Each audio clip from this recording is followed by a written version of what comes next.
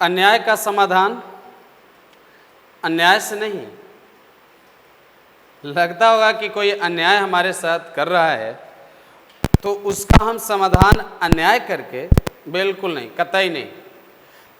अन्याय का समाधान एक उचित तरीका निकालने से होती है। और जहाँ तक कि सवाल है कि जीवन में उदास रहने से बहुत कुछ हासिल नहीं किया जा सकता है। हासिल कब की जा सकती है? खुश रहने से। आपको पता होगा कि महाभारत में उन्हें हम नाम ले रहे हैं जो महाभारत में अर्जुन को विजयी दिलवाए। और आप सुन करके आपको ऐसा लगा होगा कि वह किन्हीं और का नाम नहीं, वह कृष्ण का ही नाम आने वाला है। जी हाँ, बिल्कुल आपने सही सुना। कृष्ण और कर्ण के जब आपस में दोनों का संपर्क और दोनों आपस में मिलते हैं तो कर्ण बेचारे अपने सारे जीवन की व्याधियां कृष्ण को बता रहे हैं। क्या बतला रहे हैं? आप ध्यान से सुनिएगा। कर्ण कहते हैं कि हम तो एक बिल्कुल अपवित्र रूप में हूं कि जन्म लेते ही मेरे मां ने मुझे त्याग दी। जन्म लेते मां मुझे त्याग दी। और आगे सुनिएगा, दूसरी बात यह है कि हमें भी शिक्षा से दूर रखा गया क्योंकि एक वास्तविक पिता का संतान होने का हमें कोई प्रतीक नहीं दिया गया।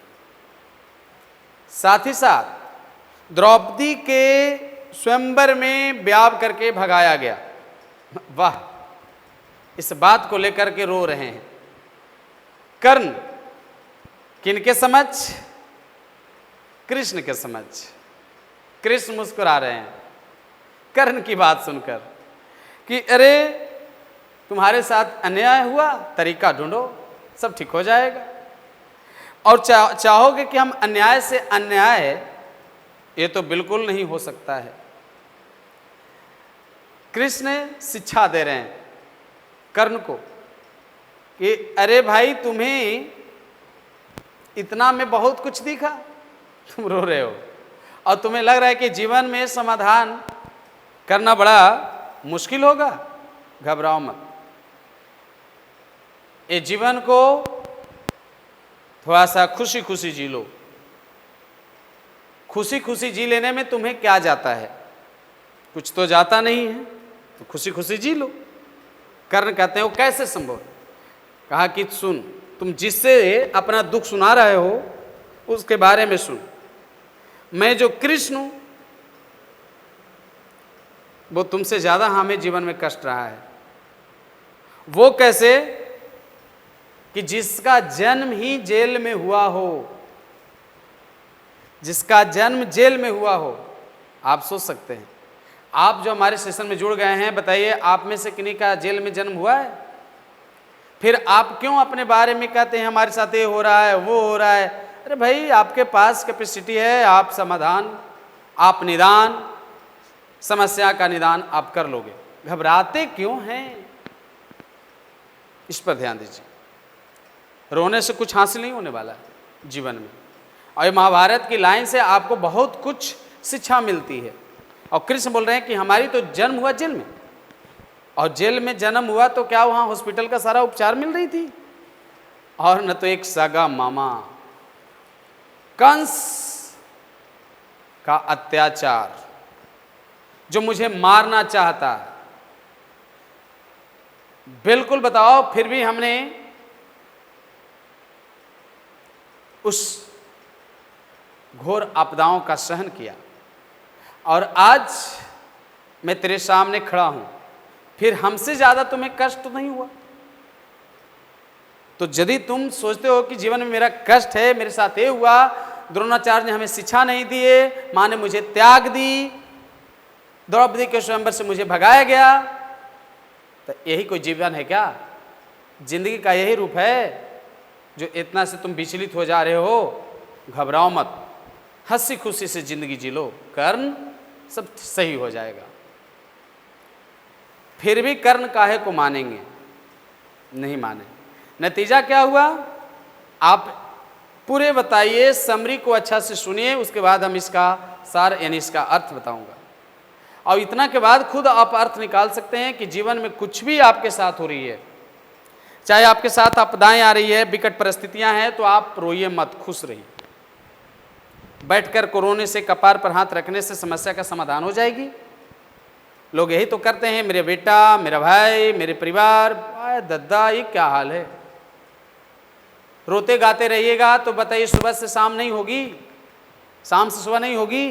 अरे काम करना सीखिए, काम करना शुरू करिए, चाहे जो भी काम हो, बस ये सोचिए कि मैं स्वस्थ रहूं।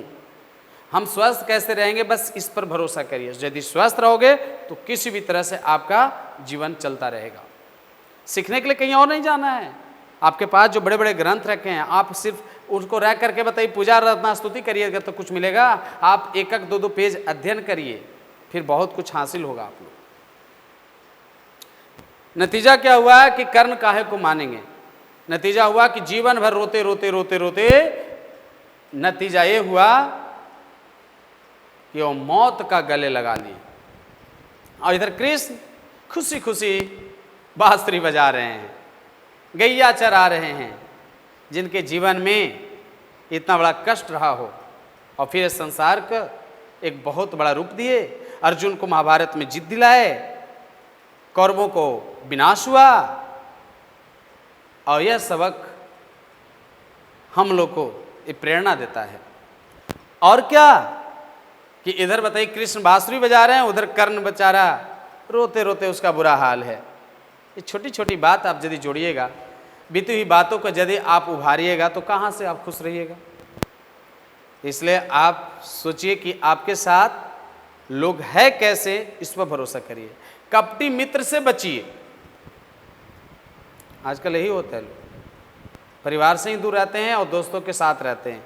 आप थोड़ा विचार करिए कि जिसको आपने संपर्क किया है और उसके साथ आपका कोई रिश्ता नहीं है, तो कभी बताइए आप विकट परिस्थिति में रहिएगा तो उसको कष्ट बुझाएगा?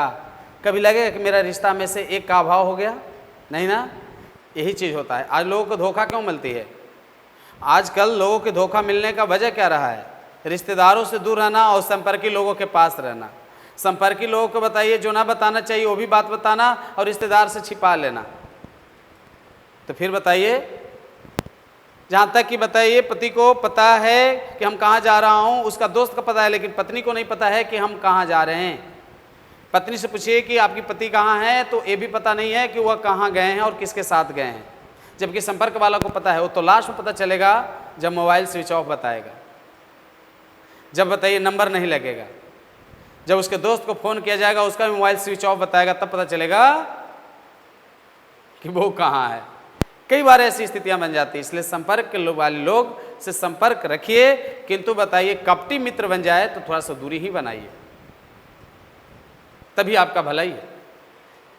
क्योंकि यहाँ पर जो कपटी मित्र है वह कर्ण का सारथी है, जिसका नाम जानते हैं क्या है? संदेह है। जिसका नाम संदेह है यानी शल्य। उधर कृष्ण सारथी बने हैं अर्जुन का। बहुत ही अच्छा संवाद है, मन लगाकर सुनिए। कृष्ण सारथी हैं, तो कृष्ण किसकी सारथी हैं? तो कृष्ण सारथी हैं अर्जुन का, तो कर्ण का सारथी शल्य है जिसका नाम संदेह है। तो जिनका सारथी चैतन्य है, जागृति है, संवेदना है, अभिरुचि है, अभिमान है, स्वाभिमान है, तो आखिर उसकी जीत क्यों न होगी? जीत क्यों न होगी? इस बात को आप भरोसा करके आगे बढ़िए कि उसी तरह से आपके साथ चलने वाला आपका दोस्त, आपके रथ का बताइए चालक, माने आपके जीवन का संचालन करने वाला, यदि सच में वो चैतन्य है तो आपको गलत दिशाओं में कभी नहीं ले जाएगा। और वो जो चैतन्य है वो आपकी सोच है, आपका स्वाभिमान है और वो आपका ब्रेन है। इसलिए आप यदि शांत माइंड जैसे यदि सोच विचार करते हैं ना, तो मैं कहता हूं कि कभी आप कष्ट में जीवन में नहीं आइएगा, हमेशा समृद्ध जीवन व्यतीत करिएगा। बात समझ में आ रहा है सब लोग को? बिल्कुल। ये कहा जा रहा है कि जिनका सारथी स्वयं श्री कृष्ण हो तो उनको कभी बताइए किसी भी चीज़ की, कभी भी किसी भी स्थिति का डर नहीं होगी। लेकिन जिनका बताइए सारथी शल्य है, संदेह है, तो उनको हर एक कदम पर डर है। और नतीजा भी हुआ कि आखिर हुआ यही कि महाभारत में अर्जुन का जीत होता है। यह संवाद आपके जीवन में बहुत कुछ सबक देता है। कहने का अर्थ ये हुआ कि यदि आप अपने जीवन में यदि एक अच्छे सोच के साथ, अच्छे पवित्रता के साथ यदि आप अपने मित्र को मित्र समझते हैं और वो मित्र भी आपको मित्र समझता है, तो कभी आपका बताइए जीवन कष्ट में न होगा। आप हमेशा कृष्ण और सुदामा के रूप में प्रबल भविष्य का सार्थक रूप बनिएगा और दूसरा के लिए प्रेरणा का स्रोत बनिएगा। आप करिए, कुछ भी करिए, आपके कार्यों में असफलता मिल भी जाए तो घबराइए नहीं, क्योंकि आप असफल हैं तो दूसरे के लिए आप प्रशिक्षक बन जाइएगा।